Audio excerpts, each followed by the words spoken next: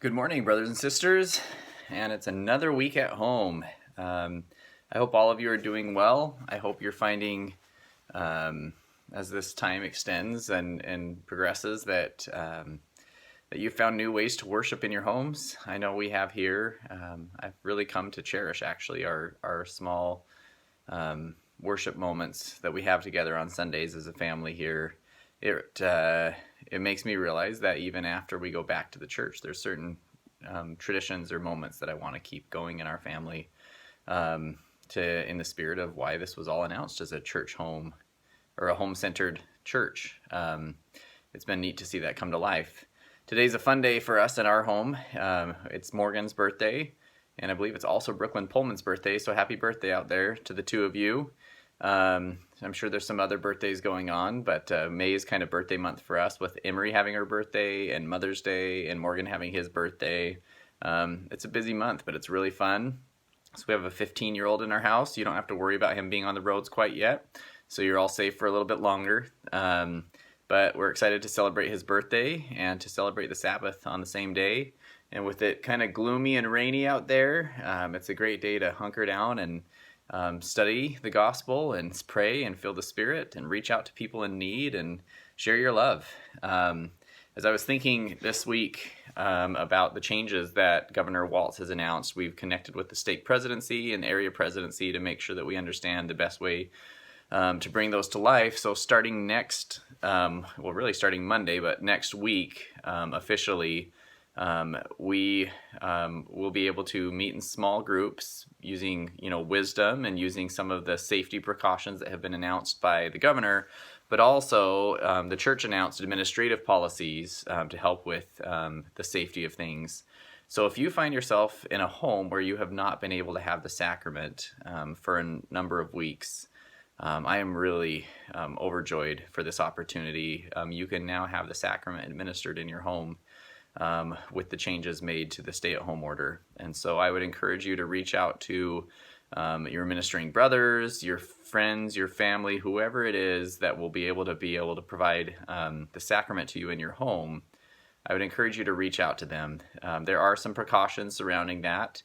It's been asked that when that does happen, that if anybody is specifically ill, specifically with a respiratory infection, that neither one is involved in that. But if two people are healthy and capable of it, then the ask is that a worthy priesthood holder of the office of priest or higher can come into your home and administer the sacrament. The ask is that you provide the bread and the water. They will provide the prayer. They should wear protective equipment. So they've been asked to wear masks and gloves. So it has nothing to do with you if they show up with masks and gloves. They still like you. They're just following the rules. But please do reach out. We'll have ministering brothers reaching out as well to try to make those connections so that you can partake of the sacrament. But I hope during this period of time as well that you found through the Spirit, as you've worshiped yourself, that you've had access to the blessings of the sacrament as promised by our prophet throughout this period of time, even when the sacrament could not be physically administered in your home. But what a neat experience this is. I know it's going to be a slow opening of the restrictions, and so we'll take our time. There's no announcement yet on when church will resume again. Governor Walz has announced that on June 1st he'll have new restrictions that would make it possible for some worship services to begin. But we know ultimately we'll rely on leadership across the church to determine when it's appropriate for us to get back together and how that will look. But I'm excited for that day. We had the chance to have a from a distance going away party with the youth to say goodbye to the Christiansons, who will be dearly missed in our ward, and just to see everybody's faces from their cars really warmed my heart. I didn't realize how much I had missed everybody's faces, and so I love the Elm Creek ward. I love all of you, and it's just I can't wait till we see each other again. A couple closing thoughts as I wrap up this week and we go into this next one. I think about what we've been studying in the book of Mosiah, and I think about these people and such an interesting story that starts with, Zeniff and Limhi and Noah and Alma and that whole big group, and the Lamanites are taking him over and fighting him, and the Lamanites are leaving him alone, but then the Lamanites want a bunch of taxes, and all this stuff's happening. And I feel like there's so many real life stories in there that I never noticed before because I thought it was a story about people a long time ago that had lots of armor and battled each other.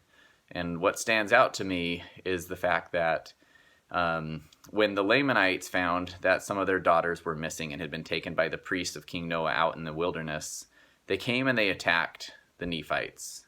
And when they came and they attacked the Nephites, it did not go well for them. A battle of any kind is never enjoyable for anybody. But in this particular time, the Lamanites had always been stronger and more powerful, and they started losing to the point where their king lost blood and fell unconscious on the ground and was taken prisoner by the Nephites. And in that moment, the king explains why he did it. And the answer is, in a short word, he jumped to a conclusion.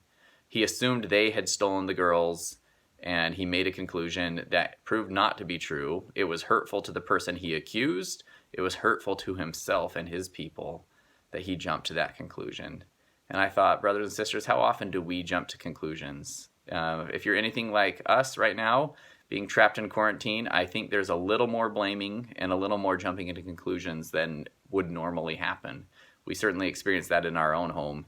We later find out that that's not exactly what happened, but because we're in close quarters, it's easiest to point fingers at the people around us, when those should be the people that we're lifting up and loving. And so I just shared that with you today to think about, what conclusions have you jumped to? If you felt like somebody should have called you and reached out to you this last week and they didn't, what did you jump to a conclusion? Did the adversary put a thought in your head that made you feel that somehow you were forgotten or unloved? When you reached out to somebody and they never returned your phone call, did you jump to a conclusion? Sometimes those conclusions are right, but even if they are, they're still not helpful, usually. And so I would encourage you to think about that.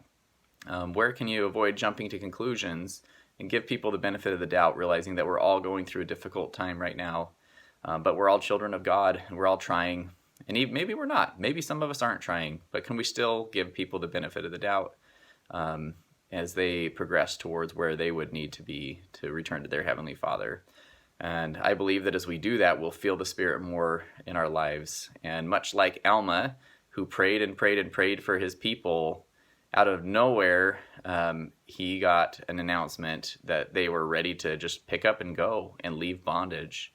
And I believe that many of us are in different kinds of bondage, but the only way we'll know when it's time to leave and get out of that bondage is if we're close to the Spirit, like our prophet has testified. So this week, I encourage you to feel the Spirit, to avoid jumping to conclusions, to celebrate something, and to, if you can, find a way to connect with somebody to partake of the sacrament. And I think it'll be a great blessing for you in your life. Hope you all have a wonderful week. Bye.